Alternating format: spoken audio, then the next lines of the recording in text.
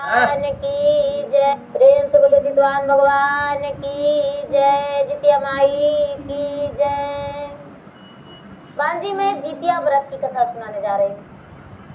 इस कथा को पूरा सुनिए और रहस्य जानिए। आदि नहीं आदि सुनने में जितवाहन भगवान का अपमान होती है और पूरा सुनने में जितवाहन भगवान पुत्र की लंबी आयु करते हैं, कृपा करते हैं, दया बरसाते हैं।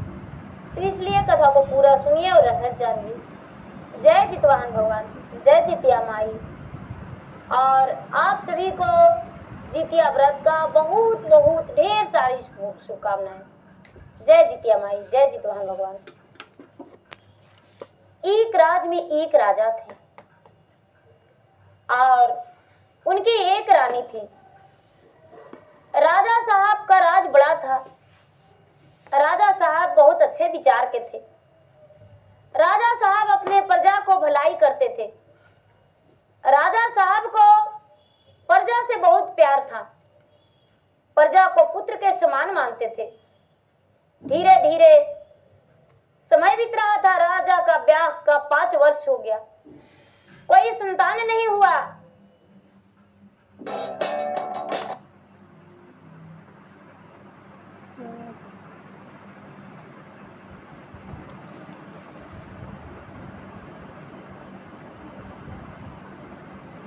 तो राजा के प्रजा कहते हैं कि हे राजन, आपका ब्याह का 5 वर्ष हो गया, कोई संतान नहीं, आप एक और ब्याह कर लीजिए।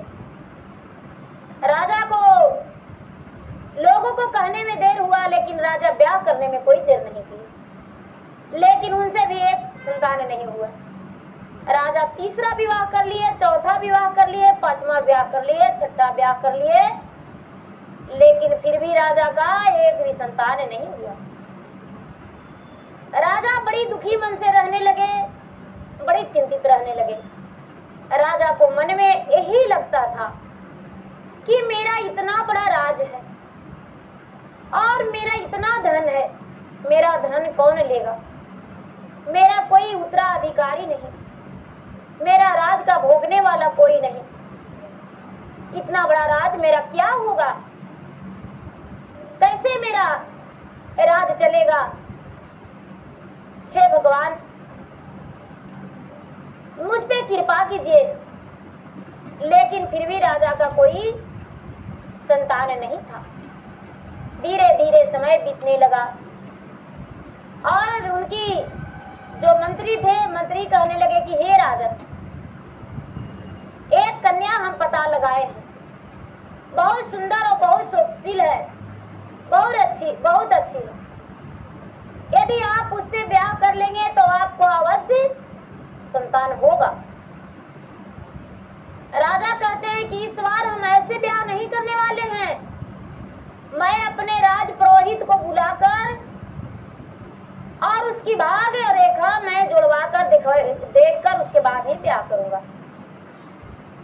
राज पुरोहित को बुलाकर राजा साहब उस कन्या को और अपना राजगान मिलवाए। राज पुरोहित बोले कि बहुत सुंदर, बहुत अच्छा है, 36 गुण मिल रहे हैं, आप ब्याह कर लीजिए, आपका फूल के बारिश अवश्य देगी।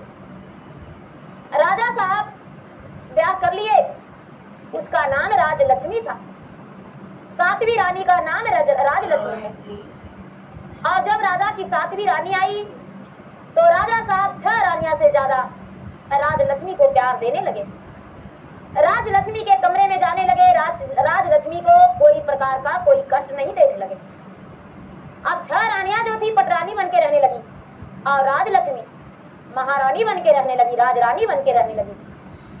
राजा साहब राजलक्ष्मी को बड़े प्यार देने लगे।